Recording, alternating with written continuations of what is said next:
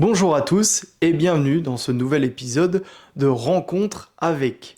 Aujourd'hui, c'est le journaliste sportif français Julien Febvreau qui s'y colle. Âgé de 42 ans et originaire de Rennes, le spécialiste de la F1, passé par la radio, la presse écrite et maintenant la télévision, évoquera avec moi sa carrière de gentleman driver, ses expériences avec les différentes voitures de course qu'il a piloté, ainsi que son week-end en Alpine Cup à Spa, lieu de notre rencontre. Merci à Julien Febvreau pour cette interview. N'hésitez pas à vous abonner à cette chaîne et à me rejoindre sur mon compte Instagram. N'hésitez pas non plus à laisser un commentaire sous cette vidéo, ce sera un plaisir d'échanger avec vous. Bonne vidéo à tous!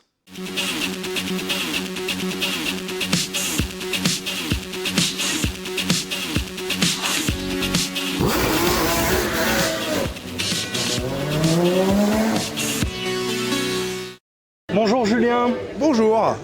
Alors on vous retrouve aujourd'hui donc à Spa pour l'Alpine Cup. Mais pour commencer, je voudrais que l'on revienne sur ton titre en Trophée Andros en catégorie élite en 2023. C'était l'une des premières fois où tu pouvais faire la saison complète du championnat. Ouais. Tu peux me raconter comment tu as vécu cette saison? C'est vrai, c'est la première fois que je pouvais participer à une saison complète dans une discipline automobile. Donc c'était une approche plus calculée dans la mesure où voilà, je ne venais pas pour faire un one-shot. Il fallait réfléchir en termes de saison complète et de bien gérer ses pneumatiques, notamment sur chacune des épreuves. Et puis essayer d'être constant. Je pense que ce qui nous a permis d'avoir ce titre en catégorie élite, c'est la constance des résultats.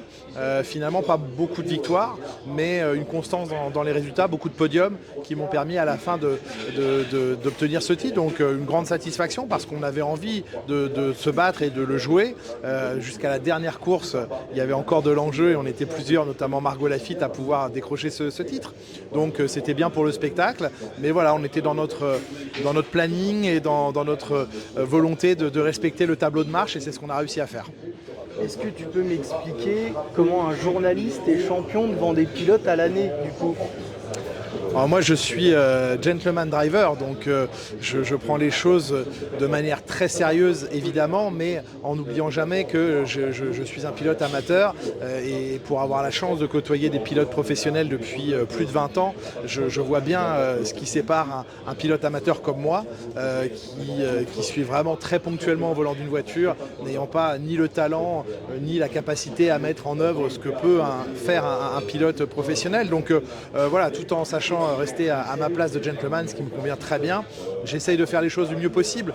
Encore une fois, en ayant la chance de côtoyer un univers ultra professionnel, d'ultra performance, ça m'a permis d'acquérir certaines choses et observer certaines façons de faire, certains comportements, certaines choses mises en place pour la performance qui sont applicables à un pilote amateur et qui peuvent beaucoup servir. Donc voilà, je m'inspire de ce que je vois chez les pros, mais tout en sachant que mon niveau me permet absolument pas d'y prétendre.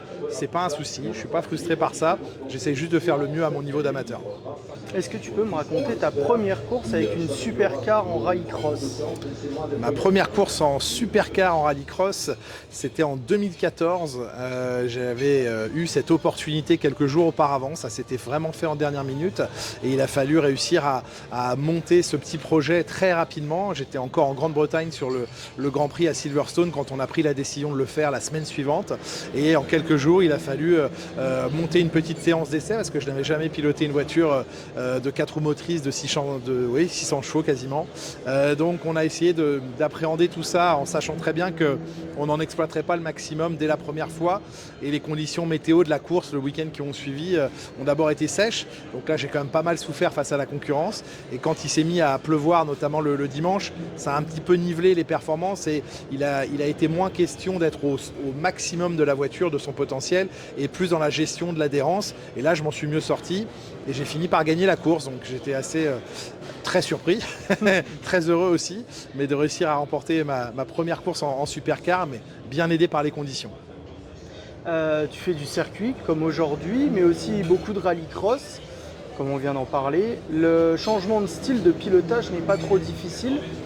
Le changement de style de pilotage, si, il est forcément un peu difficile parce que c'est pas tout à fait la même chose. La surface en rallycross est plus glissante. On change d'ailleurs de surface sur un même circuit de rallycross entre asphalte et terre. Et puis ce ne sont pas les mêmes façons de piloter ces voitures, les mêmes manières de les inscrire dans les virages. Le circuit a des trajectoires différentes aussi, quoique avec la pluie à Spa-Francorchamps ce week-end, on peut parfois se rapprocher un peu de la faible adhérence du rallycross. Donc faut appréhender chaque discipline avec ses spécificités, essayer de comprendre déjà comment ça fonctionne, observer ceux qui savent faire et ceux qui le font bien et s'inspirer de ce que eux font et tenter de reproduire. C'est pas toujours facile, il arrive même parfois que je n'y parvienne pas, mais voilà, ce qui est plaisant pour moi, c'est de venir toucher du bout des doigts ce qui est propre à chaque discipline et c'est très intéressant. Moi, ça me passionne en tout cas d'essayer de comprendre sur chaque surface et dans des véhicules différents comment les choses peuvent fonctionner pour être performants.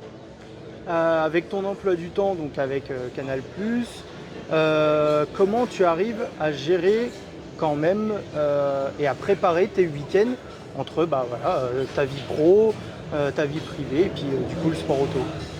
La gestion du temps, c'est un exercice un peu particulier, mais voilà, avec l'habitude, on apprend à être très proactif dans l'anticipation. Parce qu'effectivement, on ne peut pas décider en dernière minute, vu le programme, de faire certaines choses. Ce qui est fondamentalement connu, c'est le calendrier de la Formule 1. On connaît même déjà celui de 2025. Donc autour de ça, je sais déjà quelles sont les semaines où je suis totalement mobilisé pour la Formule 1. Et je vois un peu plus clair aussi sur les semaines et les week-ends où je pourrais avoir du temps la saison prochaine. Donc c'est toujours une question de guetter la sortie des calendriers une fois qu'ils sont vraiment officialisés pour constater ce qui sera faisable ou pas. Et puis voir après, même si certaines courses sont faisables, si on a les moyens de les faire, si on arrive à réunir les budgets, les partenaires, etc. Donc c'est du travail en amont, mais comme tout pilote amateur doit le faire. J'ai un calendrier chargé, mais on a tous du travail qui nous occupe beaucoup le reste du temps. Donc faut jongler, mais c'est aussi amusant de réussir à tout caser. J'ai l'impression de jouer au Tetris un peu parfois dans les agendas. Et comment tu prépares justement un week-end là comme aujourd'hui? Un week-end comme aujourd'hui, il se prépare en dernière minute. J'ai pas d'occasion de rouler hors week-end de course. La grande chance qu'on a, c'est qu'on a eu une journée hier de test privé ici à Spa-Francorchamps. C'est la première fois que je roule sur ce circuit. Ça fait 20 ans que je viens à Spa chaque année, mais jamais sur la piste. Donc hier, j'ai découvert le circuit depuis l'habitacle de l'Alpine. Donc c'était une grande chance quand même d'avoir ces 2 séances de 40 minutes avant que ne débute réellement le week-end. Mais c'est la seule façon pour moi. Évidemment, en amont, je regarde des vidéos, je suis en contact avec le team Chazelle pour avoir un maximum de matière, que ce soit des acquisitions de données, des caméras embarquées. Donc j'arrive en ayant une idée de la manière dont les choses peuvent se passer en piste. Après, au vu des conditions qui évoluent beaucoup, c'est beaucoup d'adaptation en temps réel. Mais voilà, je me prends pas la tête, je sais que je vais y aller progressivement. Logiquement, je devrais être un peu plus à l'aise et plus rapide en fin de week-end qu'au début. J'accepte encore une fois que ma progression elle démarre de zéro dans la connaissance du circuit pour être un petit peu mieux calé en fin de week-end et j'espère encore plus calé la prochaine fois que je reviendrai. Certaines équipes engagent 3, 4, voire plus de voitures. Est-ce que tu penses que cela peut vraiment aider pour la mise au point ou au contraire il y a beaucoup trop de données différentes? Non, ça aide effectivement d'avoir plusieurs pilotes dans une équipe et dans le cas du team Chazelle, c'est qu'il y a plusieurs pilotes qui vont très vite, donc qui sont des pilotes références et moi évidemment à mon petit niveau ça m'aide énormément d'observer ce qu'ils font. Le partage d'informations il est très ouvert ici, très bien fait et chacun a accès aux données des autres, donc c'est surtout moi qui observe les données de mes camarades et ça m'aide à comprendre là où moi il m'en manque beaucoup, mais on n'a jamais trop de données. L'idée c'est de choisir les bonnes au bon moment. Je ne vais pas aller regarder une acquisition de données pour gagner un millième à un endroit alors que j'ai des secondes entières à gagner sur d'autres secteurs. Donc je regarde d'abord, le spectre, on le débute assez large, on le réduit progressivement à mesure de ce que je suis capable aussi de comprendre et surtout de réaliser en piste après avoir étudié ces acquis. Comment tu décrirais ce championnat, les batailles en piste et le niveau du championnat plus globalement? L'Alpine Cup, c'est une super catégorie. Honnêtement, j'aime beaucoup cette voiture, je l'ai toujours dit.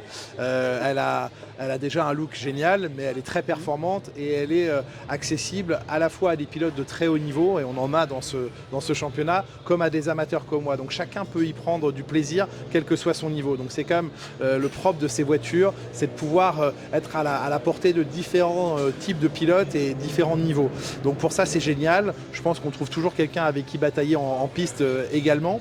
Donc le but c'est toujours de se dire, bon, j'ai réussi à en battre un, est-ce que je suis capable d'aller chercher le pilote qui est un peu meilleur que moi depuis le début du week-end, etc., etc. Donc on est toujours tiré vers le haut parce que, hormis le meilleur, mais ça change d'une course à l'autre, il y a toujours quelqu'un à essayer d'aller chercher et de se dire, ah, il est qu'à quelques dixièmes, ou voilà, c'est la prochaine étape.